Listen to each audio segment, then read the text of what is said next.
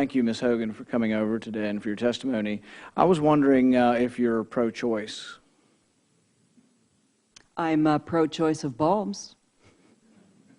Well, actually, that's the point. And the point is that most members of your administration probably would be frank and characterize themselves and up front characterize themselves as being pro-choice for abortion, but you're really anti-choice on every other consumer item that you've listed here, including light bulbs, refrigerators, toilets, you name it. You can't go around your house without being told what to buy. You restrict my purchases. You don't care about my choices. You don't care about the consumer, frankly.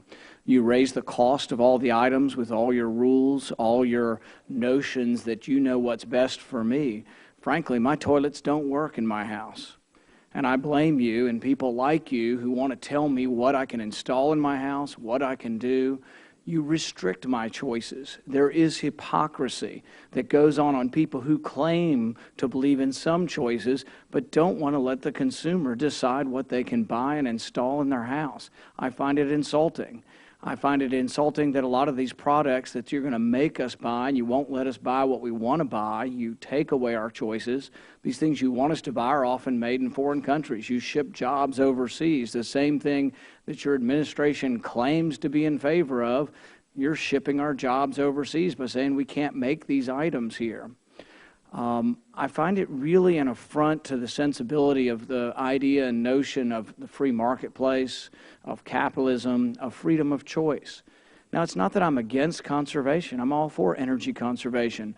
But I wish you would come here to extol me, to cajole, to encourage, to try to convince me that it would be a good idea to conserve energy. But you come instead with fines, threats of jail. You put people out of business who want to make products that you don't like.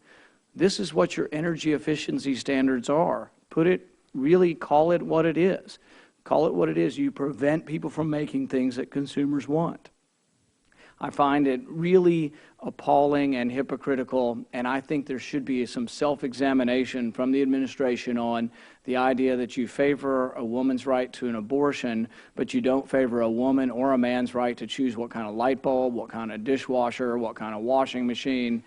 I really find it troubling, this busybody nature that you want to come into my house, my bathroom, my bedroom, my kitchen, my laundry room. I just really find it insulting, and I find that all of the arguments for energy efficiency, you're exactly right, we should conserve energy. But why not do it in a voluntary way? Why not do it where you threaten to fine me or put me in jail if I don't accept your opinion? In America, we believe in trying to convince our neighbors, but not trying to convince them through the force of law, and I find this antithetical to the American way, and I'd appreciate your response.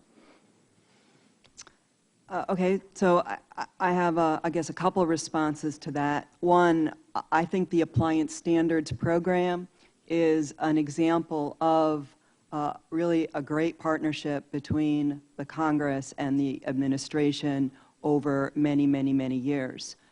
So much of what we are implementing really had its genesis in bipartisan bills that had been put forth at a number of different points over the history of this country for the last 30 to 40 years. But you restrict our choices, correct? And I really do not believe that the appliance standards end up restricting personal choice. I think I can't buy the old light bulbs. That restricts my choice on buying.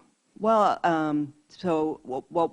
my view is what you want is lighting, right? And I can't buy a toilet that works. I can help you find a toilet that works. Are you going to pay for it? Everything costs more. To go back and retrofit the toilets that don't work, that no bureaucrat understood or flushed before they made us use them, costs money. It'll cost thousands of dollars to go back and add some kind of jet stream to the toilets. We don't even save money. We flush them 10 times. They don't work. But the thing is, you busybodies always want to do something to tell us how we can live our lives better.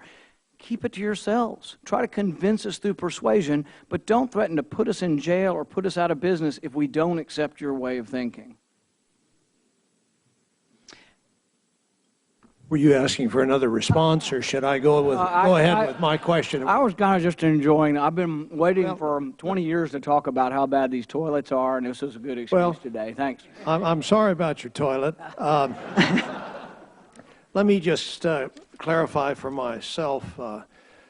One issue here is the 10th Amendment. Under the 10th Amendment,